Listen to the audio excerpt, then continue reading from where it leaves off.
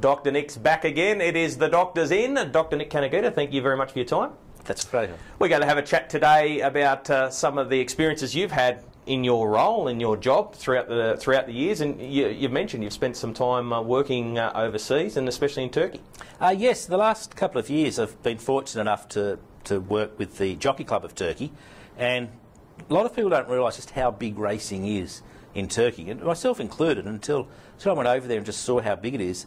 I was amazed. It's as big, if not bigger, than in Australia. Right. Massive betting turnover, and it's a very, very popular sport in Turkey. Is it like Australia? Is it every day of the week, or is it like Hong Kong where they only race a couple of days? No, they race every day of the week, and they have about 8 or 10 or 12 racetracks around Turkey, and the horses are all housed on track that are in training. They're all on each of these tracks, and each of the tracks is controlled by the Jockey Club of Turkey, and on each of the tracks they have a full veterinary hospital. And in actual fact, they've just finished building brand new veterinary hospitals at most of the tracks and most of the big Turkish Jockey Club stud farms, and they've spent millions and millions of dollars on each of these hospitals. I think the total expenditure was well over 100 million US on these magnificent hospitals that they've built for the horses and the trainers and the vets, of course, there. And so these there's something to be seen. It's amazing, these hospitals that they've built. It's a fascinating place to visit when the horses come in for treatments in the morning. They all will come in to a centralised area. The vets don't usually go out to the stable, but because all the horses are on track, they bring all the horses into a centralised area. And in a sort of an average-sized barn, or even smaller than that, they might have 20 horses there, all needing treatment, and all ready to race, and all half mad, and grooms going everywhere, and horses going everywhere, and vets going everywhere, and it's chaotic for 2 or 3 hours, and then it all stops till the afternoon when it happens again. But they've got, it's very intense racing. They race a lot of thoroughbreds, and probably 40% are Arabian horses. Right. And they race on the same track as the thoroughbreds on the same race day. But they'll have a race for Arabians over the same distances often. The sprint races, they're not endurance races. So there might be equivalent times, or I'll have to check into that. I think they're not too far behind. They're a little bit slower because they are smaller horses. In fact, the first time I saw a horse there, I thought, this is a tiny horse, and it hadn't occurred to me it was an Arab. It had tiny little legs on it, and then they finally took its head cover off, because most of them will wear head covers. It had the dish nose of the Arab, and I thought, okay, so they pointed that out to me. But what they do is the vets they're using are all trained in the Turkish veterinary hospitals, veterinary schools, and they've got over 20 veterinary schools in Turkey, but very limited resources to teach them about racehorses. And so what they've actually done, the Jockey Club has done, is employed a veterinarian from Australia, actually, a vet called Dr. Graham McLeod, who some people might know. He worked with NatureVet and at one point, and developed what we call the E-Tracker for GPS monitoring of heart rates of horses as they're running. He was one of the people involved in that. So he's been living in Turkey now for the last 2 years, and has just gone back for another stint. And he gets specialists and experts from all over the world to come in to teach the Jockey Club vets the latest techniques, because they've been a bit isolated in terms of access to literature and veterinary conferences, because not many of them are held in Turkish, and so it's limited, and it's not too many textbooks in Turkish. So they're getting experts in to teach them things, and he asked me to do all the surgery, or particularly the arthroscopic surgery, and a lot of the surgery. So I go over there. I've been over about 5 times, 6 times. They give you a translator, or yes, I've got a translator. Some of them you've got to trust him. He's good. He's very good, the translator. To the point now, we've been there that often that sometimes they'll ask me a question. He says, "Don't worry, I know the answer to this," and he tells them, and I just hope it's the right thing. But there are enough of the vets that do speak quite good English, or very good English, and they keep an eye on him. And so sometimes they'll say to him, they'll call him up saying, "Oh no, that's not what Nick said," and so there's a good interaction between them, because he's just a normal interpreter. He's a Turkish gentleman who lived in Alaska for 12 years, so his English is very good. But his veterinary translation, it's very specific, but he's got better over the last 2 years that I've been with him, and he's now very good. I think he's learnt more than anybody, because he's there at all the places we go, and so we fly all around Turkey to the different veterinary hospitals, but they have on TV, they have a dedicated race channel for racing. Right. It's on full time just for racing, and every day there's a race meet on the TV somewhere, and often, I think there might be 2 sometimes, but they race every day, and they'll have 1,000 to 1,400 horses on course at most tracks that are racing, and they race them, and they keep racing them, they keep racing them. And one of the reasons they have to keep pushing these is that there'll often be 2 grooms for each horse, and they derive most, if not all, of their income from the prize money.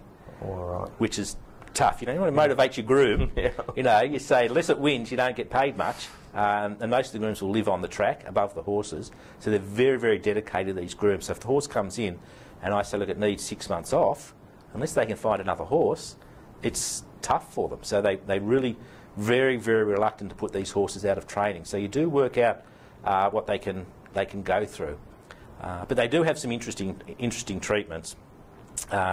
One of them I can tell you about was there was a horse there that I was going to operate on that had very, very bad knee chips in its knees, and I said, look, it needs arthroscopy, but really I don't think the result's going to be very good. You know, it was been there for a while, and I said, well, that's what we need to do. And so it was booked in for surgery and didn't turn up. And I said, well, where's this horse? And so the interpreter spoke to the Turkish vets and was mumbling and, no, don't know. But they obviously knew something. I pushed them. They said, oh, they've got another opinion. And I thought, well, how can they get it first? So they find another opinion in Turkey. But, you know, I thought my opinion was pretty good. And they said, they've got another opinion. It was a much, much better prognosis with what they were going to treat the horse with. And I said, oh, really?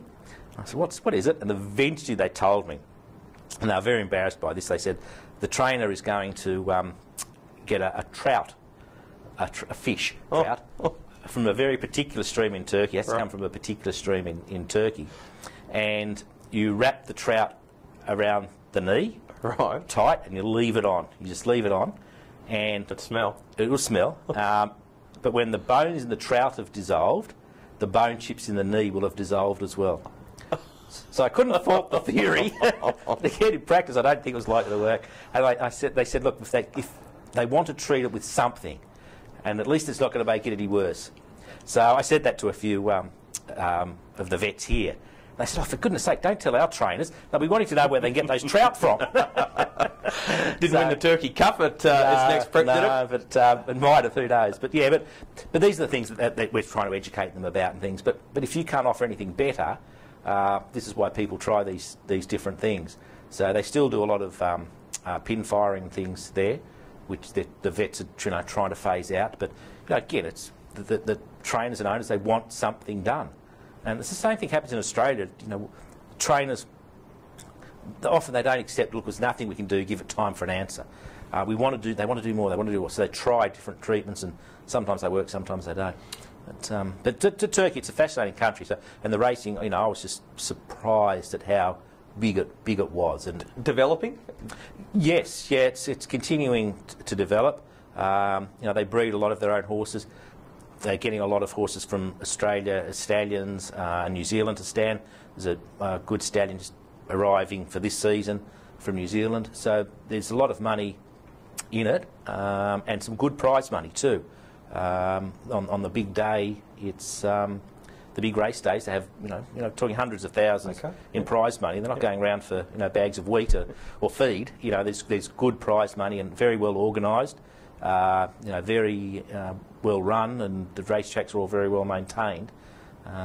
So it's a big business, and the horses, they really try to look after the horses as much as they can. And so they're getting input from vets all around the world? Most of them come from England because it's closer. You can be on a plane from England to Turkey, it's about 4 hours, whereas for me to get there, it sort of takes a day and a half.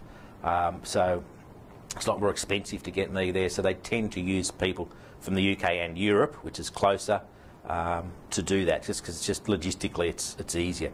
I know they'd like to use more Australian vets, but it's just a bit hard logistically. They do send their vets out a lot too, and a lot of them come to Australia, particularly for the breeding. Australia's got very good reputation in terms of breeding for horses and reproductive management of horses. So a lot of the vets will come out for a season here to go back to Turkey to get the breeding side going.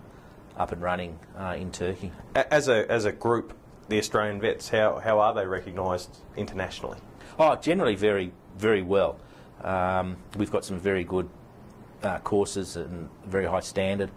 In the past, the big strength has been that there's only been low numbers at the veterinary school, so there's been a lot of one-on-one attention paid to the vets, and the vets have been able to get their hands on and doing a lot.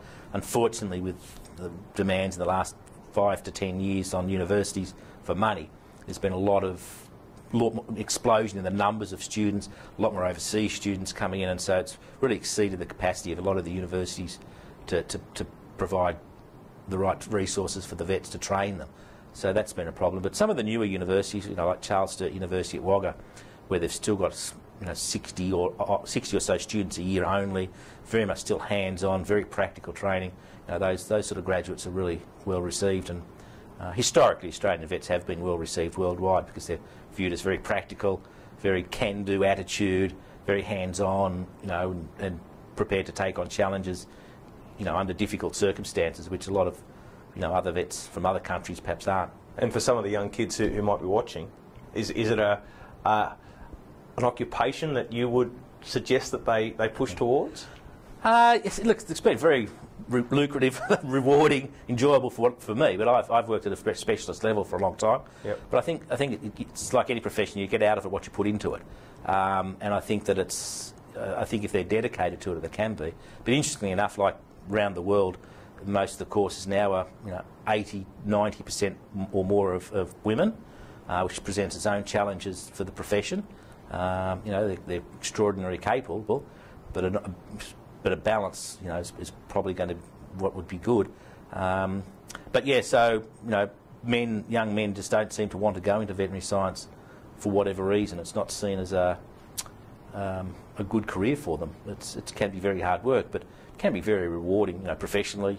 Certainly not as financially rewarding for the average veterinarian as many other businesses. Very quickly there's a ceiling is reached in terms of the income, despite the public perception that all vets are rich. It's very much not the case. No, you've got to work hard at it, and if you go into other areas, certainly the financial rewards might be better.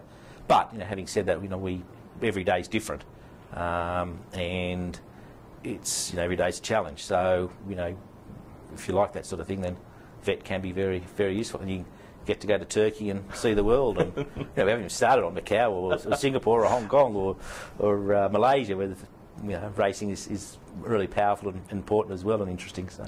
All right, Dr. Nick, thanks for your time this week. That's fine. There he is, Dr. Nick Kanagita. The doctor's in for another week on Trots TV.